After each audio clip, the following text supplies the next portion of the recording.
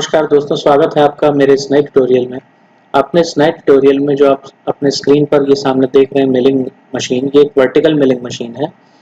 इसके पार्ट्स के बारे में हम जो है इसकी डिटेल जानेंगे, इसके एक-एक पार्ट का क्या फंक्शन है, इसके बारे में हम इस ट्यूटोरियल में बात करेंगे। तो दोस्तों, जैसा कि आप इसमें देख रहे हैं, अभी मैंने कहा था कि एक वर्टिकल मिलिंग मशीन है। वर्टिकल मिलिंग मशीन का मतलब हो गया कि इसका यहाँ पर जो आप ये स्पिंडल देख रहे हैं, इसका डायरेक्शन जो है वो वर्टिकल है, इसलिए इसे हम वर्टिकल मिलिंग मशीन कहते हैं। एक हॉरिजॉन्टल मिलिंग मशीन भी होती है और उसका जो डिफरेंस है दोनों में वो ये है कि उसका जो एक्सेस होता है वो हॉरिजॉन्टल डायरेक्शन में होता है, इसलिए दोनों में कटर का घूमने का जो डायरेक्शन है वो बिल्कुल डिफरेंट है, एक दूसरे के परपेंडिकुलर होते हैं ये एक्सेस।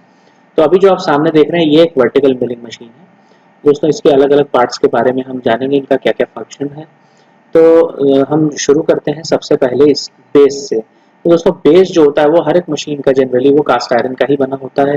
कास्ट आयरन का इसलिए बना होता है क्योंकि वो उसकी प्रॉपर्टीज जो होती हैं वो बेस के लिए बहुत उसको सूट करती हैं। वाइब्रेशन रेसिस्टेंट होता है कास्ट आयरन, वियर रेसिस्टेंट भी होता है, और जो हेल्प करता है मशीन को जो उसमें होने वाले मशीनिंग ऑपरेशन उसके दौरान जो शॉक्स प्रोड्यूस होते हैं उसको अच्छे से वो एब्जॉर्ब कर लेता है।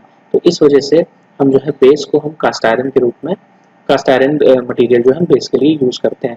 और दोस्तों, आपको यहाँ पर ये जो एक पॉकेट टाइप की दिखाई दे रही है, जो बहुत बड़ा सा कैविटी बनी हुई है, ये जनरली मशीन में एक ये कहिए कि कटिंग फ्लूइड के लिए ये रिजर्वायर के रूप में भी ये जगह यूज की जाती है। तो दोस्तों, ये था बेस इस मशीन का। इसके बाद हम बात करते हैं कॉलम की। कॉलम देखिए एक तरह से किसी मशीन में से पिलर भी कहते हैं। ये अंदर से खोखला होता है और ये एक तरह का फाउंडेशन पार्ट ही होता है मशीन का। ये बेस पर वर्टिकली माउंट है, आप देख रहे हैं इसे। ये नी और टेबल जैसे पार्ट्स को सपोर्ट भी करता है और बाकी ड्राइविंग मेंबर्स के लिए ये हाउसिंग का एक तरह से काम करता है। और जैसा कि मैंने बताया, ये हॉलो होता है और कभी कभी इसमें मोटर है, ड्राइविंग गियर है आपका, और कभी कभार पूरा का पूरा driving mechanism like belts, police वगैरह सब कुछ इसके अंदर आ जाता है, गियर्स वगैरह सब इसके अंदर आ जाते हैं। इस मशीन में तो देख रहे हैं आपके मोटर यहाँ पे बाहर लगी हुई है और बाकी सारी की सारी चीजें जो है वो इस हाउसिंग के अंदर है। इसके बाद हम दोस्तों बात करेंगे मिलिंग हेड की। ये वाला पार्ट जो आपको दिखाई दे रहा है ये है मिलिंग हेड। ये जो है आपका कॉलम के आगे लगा होता है और हम देख रहे हैं यहाँ पर ये जो आपको एक बोर्ड दिखाई दे रहा है, इसमें ग्रेजुएशंस बने होते हैं और हम अगर हमें कोई भी कटिंग जैसे एंगल में करनी है तो हम इन ग्रेजुएशंस के हिसाब से इस मिलिंग हेड को जो है एक पर्टिकुलर एंगल पर घुमा कर भी मशीनिंग कर सकते हैं। तो ये हो गया आपका मिलिंग हेड। इसमें स्पिंडल और मोटर, कभी कभार पूरा कंट्रोल मैकेनिज्म भी मिलिंग हेड के अंदर आ जाता है। इसके बाद हम दोस्तों बात करते हैं इस स्क्रू की। ये जो स्क्रू आपको दिखाई दे रहा है ये जो है थ्रेडेड होता है, इसमें एक्सटर्नल थ्रेड्स होते हैं स्क्रू में। ये जो रॉड है ये नी के साथ जुड़ी होती है। इस स्क्रू को जब पावर दी जाती है, पावर चाहे मैकेनिकली इसको हम देखा जाए तो किसी किसी मशीन में हम जो है इसको मैनुअली भी ऑपरेट करते हैं। जैसे कि आप ये लीवर, ये हैंडल आप देख रहे हैं, इस हैंडल को घुमाने से ये स्क्रू जो है घूमना शुरू होगा और इस पर जो ये माउंटिंग्स हैं सारी, ये ऊपर नीचे आना शुरू होंगी वर्टिकली। ये अपवर्ड और डाउनवर्ड डायरेक्शन में इस हैंडल की मदद से ही घूमेंगी, जिसमें ये स्क्रू आपकी मदद करता है। और किसी किसी मशीन में इसे हाइड्रोलिकली भी ऑपरेट किया जाता है। बस उसमें एक लीवर होता है या फिर एक बटन होता है जिसे दबाने से ये पूरा का पूरा जो असेंबली है ये ऊपर की तरफ मूव करती है। इसे इसे जैसा कि मैंने बताया है कि दोनों तरीके से मूव कराया जा सकता है। इसके बाद हम बात करेंगे गाइड वेज की। इसमें देखिए गाइड वेज आपका ये पोर्शन है जो गाइड वेज का है। इन गाइड वेज पर ही जो है ये नी वाला पोर्शन जो है ऊपर नीचे मतलब अपवर्ड और डाउनवर्ड मूव करता है। ये कॉलम के बिल्कुल साथ में, देखिए कॉलम से बिल्कुल अटैच होकर ये गाइड वेज यहाँ पर बने हुए हैं। और इसके बाद हम बात करेंगे सैडल की। ये सैडल वाला पोर्शन आप देख रहे हैं, ये नी पर जो गाइडवेज बने हैं इन पर ये सैडल जो है माउंट है और ये हैंडव्हील जो बना हुआ है इसको घुमाते हैं जब, तो ये सैडल जो है कॉलम की तरफ मूव करता है। अगर हम इसे राइट हैंड साइड मतलब इसे क्लॉकवाइज डायरेक्शन में घुमाते हैं तो ये सैडल कॉलम की तरफ मूव करता है, और अगर हम इसे उल्टी डायरेक्शन में यानी कि काउंटर क्लॉकवाइज घुमाता है तो ये सैडल वाला पोर्शन वापस आता है इस डायरेक्शन में, मतलब कि इस कॉलम से दूर पीछे की तरफ आता है। अच्छा, इसके बाद का अब आप देखें तो ये जो है ये पोर्शन सैडल का जो टेबल और नी के बीच में है और एक इंटरमीडिएट पार्ट की तरह काम करता है।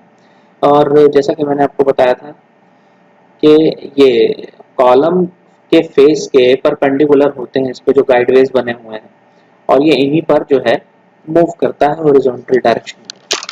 इसके बाद की अगर हम बात करें तो फिर आता है पार्ट आपका नी। ये जो पार्ट आप देख रहे हैं यहाँ पर स्काई ब्लू कलर का, इस पूरे पार्ट को हम कहते हैं नी। ये जो है मशीन का पहला मूविंग पार्ट होता है, कास्ट आयरन का बना होता है। और आप ये देखिए कॉलम पर बने हुए गाइडवेज पर अपवर्ड मूवमेंट और डाउनवर्ड मूवमेंट करता है वर्टिकली, ऊपर नीचे आता जाता है। ये वर्क पीस और टूल के बीच के डिस्टेंस को कम ज्यादा करता है। जाहिर है कि अगर हम इस टेबल पर किसी वर्क पीस को क्लाइंब करेंगे और ये पोर्शन ऊपर नीचे होगा तो ये आपका कटर और वर्क पीस के बीच के डिस्टेंस को जो है ये कम या ज्यादा करता है। इसे भी हम मैनुअली और हाइड्रोलिकली ऑपरेट कर सकते हैं, इसे मूव करा सकते हैं। इसके बाद दोस्तों आ जाता है ये पोर्शन है टेबल का। ये जो आपको टेबल दिखाई दे रही है, इस पर हम किसी भी वर्क पीस को क्लैंप करते हैं। अच्छा, कभी कभार जो है हम डायरेक्टली इस पर क्लैंप करते हैं, क्योंकि यहाँ देखिए ये टेबल जो है ये टी स्लॉट इस पर बने हुए हैं, जितने स्लॉट्स आपको दिखाई दे रहे हैं इस पर टी स्लॉट्स बने हुए हैं। इस पर हम टी नट्स जो है इसके अंदर ऐसे इंसर्ट करा देते हैं और उनमें जो है अंदर थ्रेडेड होल बने होते हैं। टी की शेप होती है बिल्कुल, जो नट्स होते हैं ये टी की शेप होती है और उनमें इंटरनल थ्रेड्स बने होते हैं और फिर टी बोल्ट्स की मदद से हम उसको टाइट कर लेते हैं। क्लैंपिंग पैड्स भी जो है कभी कभार इसमें टाइटनिंग के लिए, जॉब को क्लैंप करने के लिए यूज किए जाते हैं और कभी कभार इसमें हम वॉइस भी जो है वो इन टी स्लॉट्स की मदद से इसमें लगा देते हैं, जिसके ऊपर हम किसी भी वर्क पीस को क्लैंप कर लेते हैं। तो दोस्तों ये पोर्शन था आपका टेबल का। टेबल के साथ जो ये हैंड व्हील लगे हुए हैं, इन हैंड व्हील को जब हम घुमाते हैं तो ये आप देखिए कि इस डायरेक्शन में जो है वो टेबल मूव करता है, जिसे हम कहेंगे एक्स, या मतलब एक्स में माइनस और प्लस दोनों डायरेक्शंस में ये टेबल मूव करता है। वाई डायरेक्शन में ये सैडल के थ्रू हम मूव कराते हैं और जेड डायरेक्शन में ये नी के थ्रू हम इसे मूव कराते हैं। और जैसा कि आप देख रहे हैं ये टेबल की जो माउंटिंग है ये सैडल के ऊपर लगी हुई है। ये भी कास्ट आयरन का बना हुआ है। और ये मूवमेंट्स का भी हम लोगों ने कवर कर लिया कि किस हैंड व्हील को घुमाने से किस डायरेक्शन में मूवमेंट होती है। इसके बाद का जो पार्ट आता है दोस्तों वो आता है आर्म। ये है आर्म। आर्म का एक हिस्सा जो है दोस्तों वो मिलिंग हेड से कनेक्ट है, दूसरा हिस्सा जो है वो कॉलम से कनेक्ट होता है। एक ओवर हैंगिंग पार्ट होता है, किसी किसी में ये पोर्शन थोड़ा सा ज्यादा लंबा भी होता है। तो दोस्तों जैसा कि आपने देखा इस मशीन में हमने वर्टिकल मिलिंग मशीन के अलग अलग पार्ट्स को जो है डिटेल में जाना है। अगर आपको मेरा ये ट्यूटोरियल अच्छा लगता है तो प्लीज इस वीडियो को लाइक करें और ज्यादा से ज्यादा शेयर करें और मेरे चैनल को सब्सक्राइब करें।